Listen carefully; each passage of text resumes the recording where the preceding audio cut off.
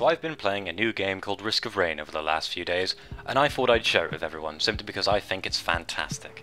Now before we get into the game itself, I just have to make it clear that this is currently for the PC Master Race only, so my deepest apologies to any of you silly console gamers out there, but this is a PC exclusive, for now at the very least. So I think it would be best to first just lay down what this game is. If you've ever played The Binding of Isaac, it's kind of like that. You have levels that get progressively more difficult, and you run around each stage looking for randomly generated loot that drops from chests, shrines, and bosses. There's some platforming in the game, but it's not really of any actual detriment to the game's main draw, which would be its combat and how it plays. And often the layout of the level and its platforming would actually be beneficial to the game's combat, allowing you to flee or escape from dangerous mobs of enemies. Now in order to defeat a stage and then move on to the next, you have to find the level's portal. This portal can be absolutely anywhere on the stage, so it's really a race to find it. In fact, the entire game is a race. In the top right hand corner you can see a counter that's slowly ticking up. This device of pure evil is why the game is so enjoyably difficult.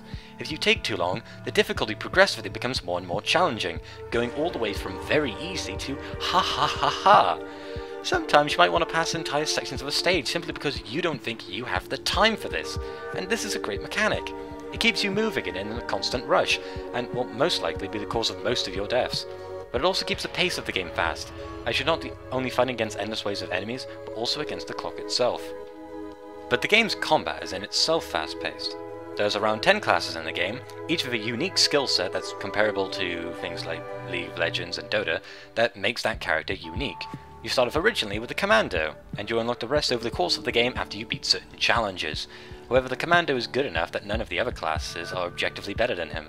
For instance, he's got the sleep ability, which acts as a temporary invulnerability, meaning if you're quick enough, you can just dash through the hordes of enemies chasing you.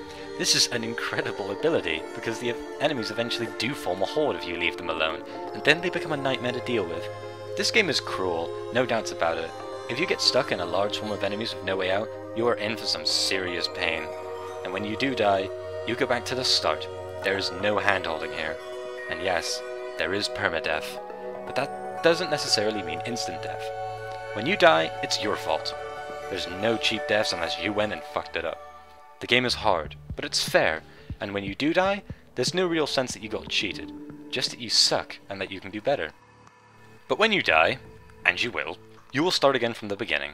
The very first stage, and you'll work your way through it again, hopefully with better luck this time. And there is a slight luck factor involved in the game.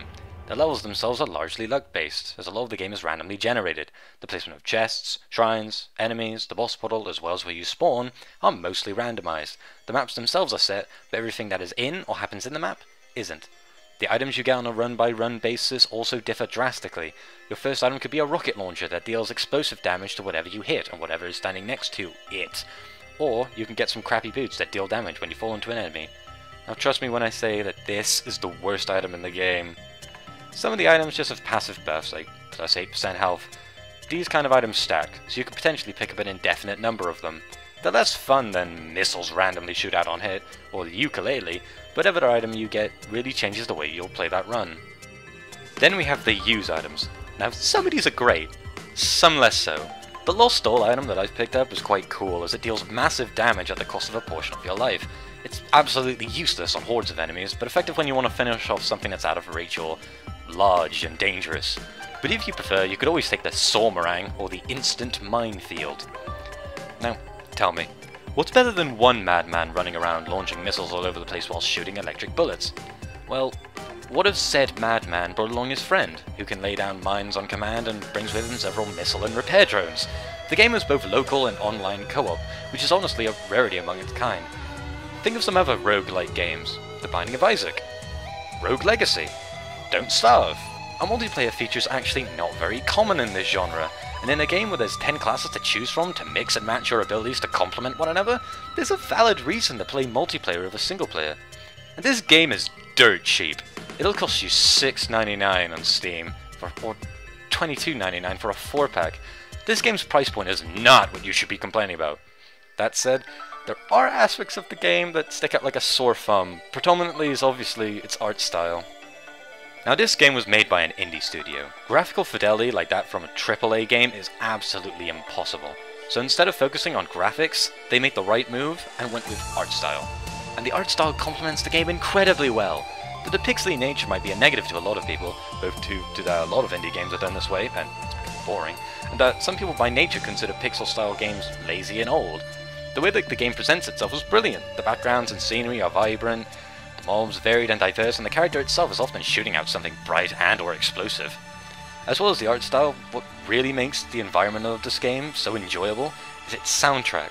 The soundtrack for this game is absolutely insane and really lends to the immersion of the game. Just give it a listen for a minute.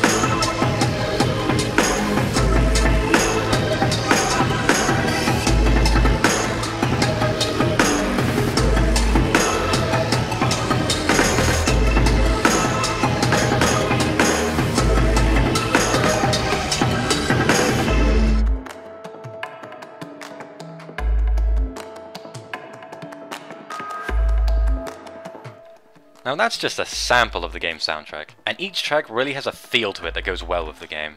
Even the sound effects, which unfortunately I couldn't include in this footage due to technical difficulties, really carry some of the weight that many of the abilities have. When you use an ability that goes through a horde of enemies, you not only feel it, but you hear it as well. The sound design team really needs to be complimented on their work here. Now, I'm still largely new to the game. From what I've played so far, I can expect to be playing a whole lot longer. This game feels fun to play, it sounds incredible, and every time you do play, something drastically different can happen. I don't even mind when I die, which is something I'm grateful to the game for. The replayability of this game is staggering, and I would strongly recommend it to anyone who even has a passing interest in roguelike games, because it's one of the best I've played so far.